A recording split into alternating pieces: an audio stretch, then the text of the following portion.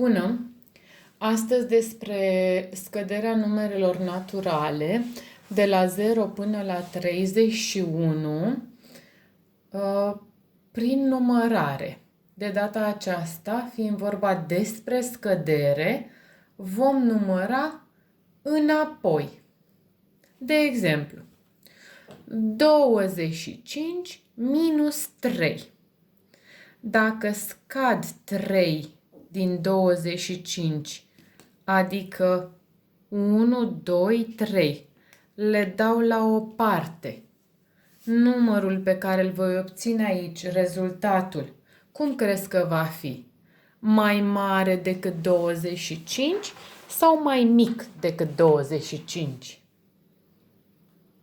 Într-adevăr, numărul va fi mai mic decât 25 și de aceea vom număra înapoi. Scăderea presupune numărare înapoi. Haideți să vedem. 10, 20, 21, 22, 23, 24, 25. Minus 3. 1, 2, 3. Și acum haideți să vedem cum procedăm. 25 minus 3, adică numărăm înapoi 3 pași. 24, 23, 22. Asta înseamnă 25 minus 3 este egal cu 20.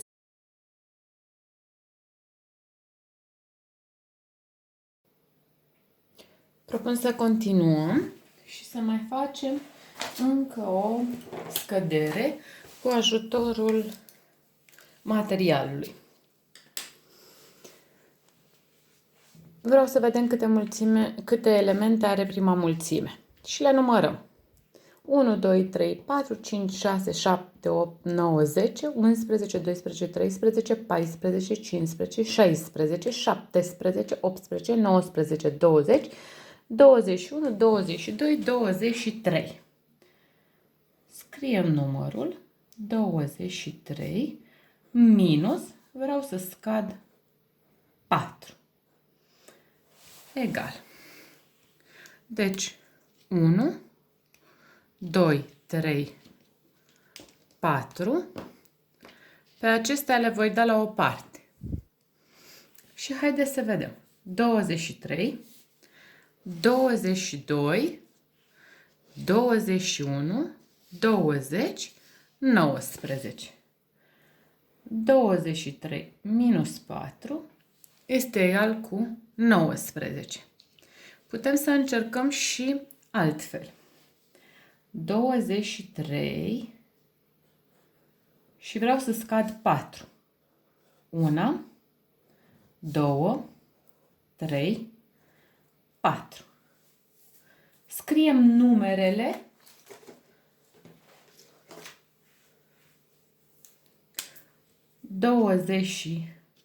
Acestea pot pune și elementele.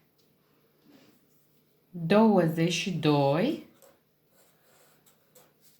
21, 20, 19. Care este și rezultatul scăderii noastre. Vreau să văd câte elemente are mulțimea de pe masă. Este o mulțime. Vreau să văd câte elemente are. 1, 2, 3, 4, 5, 6, 7, 8, 9, 10, 11, 12, 13, 14, 15, 16, 17, 18, 19, 20, 21, 22, 23, 24, 25. Scriem numărul corespunzător și propun operația de scădere 25 minus 5. Este egal cu. Dăm la o parte 5 elemente. 1, 2, 3, 4, 5.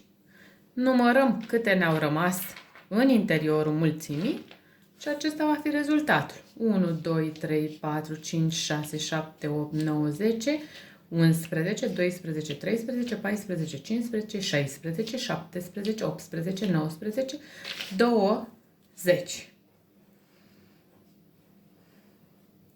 Sau pot număra înapoi. De la 25 număr înapoi 5. 25, da? 24, 23, 22, 21, 20. Nu uita, degetele sunt cele mai apropiate de tine, le poți folosi oricând ca să obții calcule cât mai corecte. Voi desena acum 24 de X-uri. 1, 2, 3, 4, 5, 6, 7, 8, 9, 10, 11, 12, 13, 14, 15, 16, 17, 18, 19, 20, 21, 22, 23, 24. Vreau să rezolv următoarea operație de scădere. 24 minus 5 egal. Câte X-uri voi tăia? Exact. 5 X-uri. 1, 2, 3, 4, 5. Haideți să vedem câte ne-au rămas. 1, 2, 3, 4, 5, 6, 7, 8, 9, 10, 11, 12, 13, 14, 15, 16, 17, 18, 19. Deci rezultatul este 19. Sau pot număra înapoi 5. 24 minus 5. 24, 23, 22, 21, 20, 19. Rezultatul nostru corect. Propun să rezolvăm câteva exerciții din auxiliarul de la Intuitext pentru clasa pregătitoare. Spune așa: unește fiecare reprezentare cu operația de scădere corespunzătoare. Fiecare reprezentare, adică fiecare mulțime dintre aceasta cu elemente. Ea are un număr de elemente, dintre acestea sunt tăiate. Pe primul rând 2, pe următorul 3 și așa mai departe.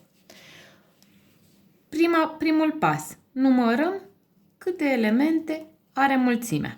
1, 2, 3, 4, 5, 6, 7, 8, 9, 10, 11, 12, 13, 14, 15, 16, 17, 18, 19, 20, 21, 22, 23, 24, 25, 26 de elemente, 26 de pâinici. Sunt tăiate 2. Asta înseamnă că dăm la o parte 2.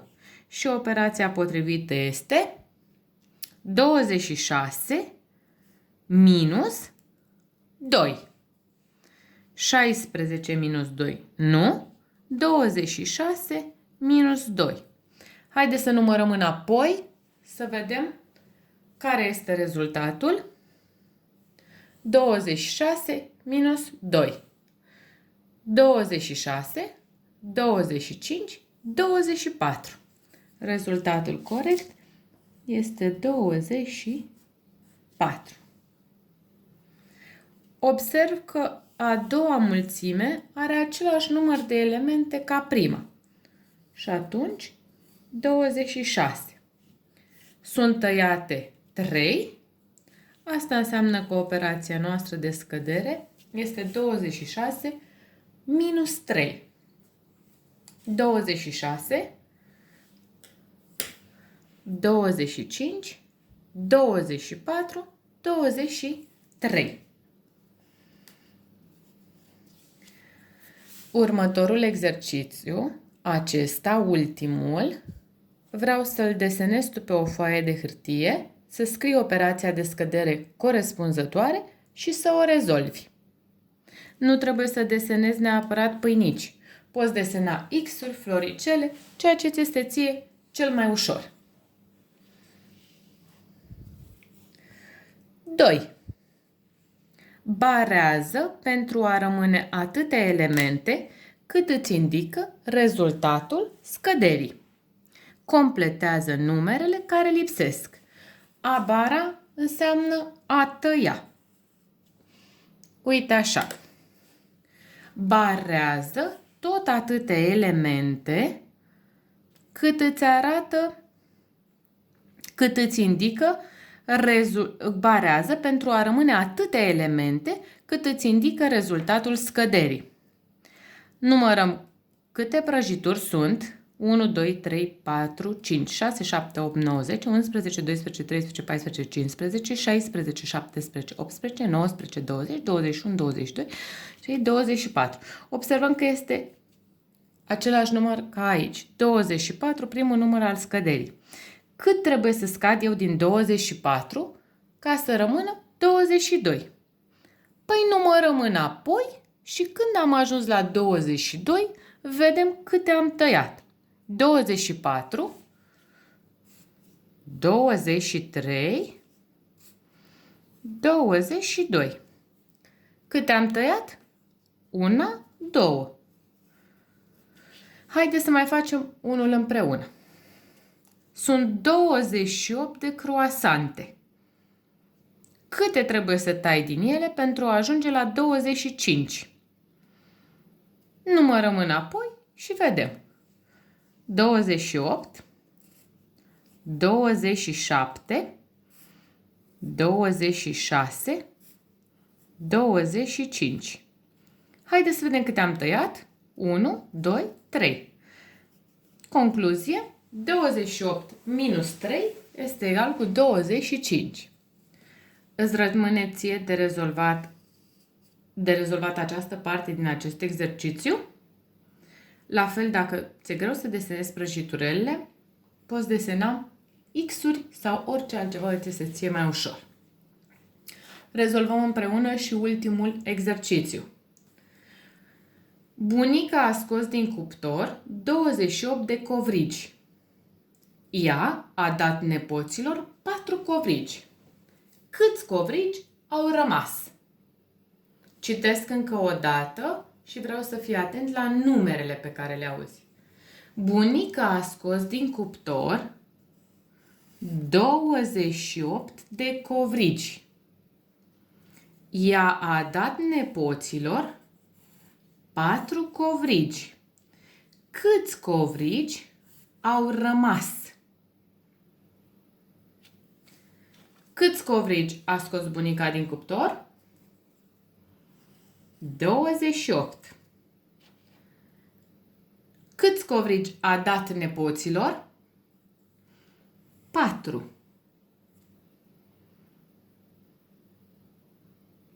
Prin ce operație aflu câți covrigi au rămas dacă ea a dat 4 covrigi din cei pe care îi avea? Corect, prin operația de scădere. 28 minus 4 este egal. Vreau să desenezi, să scrii pe foaia ta această operație și să o rezolvi, să-i pui rezultatul corespunzător.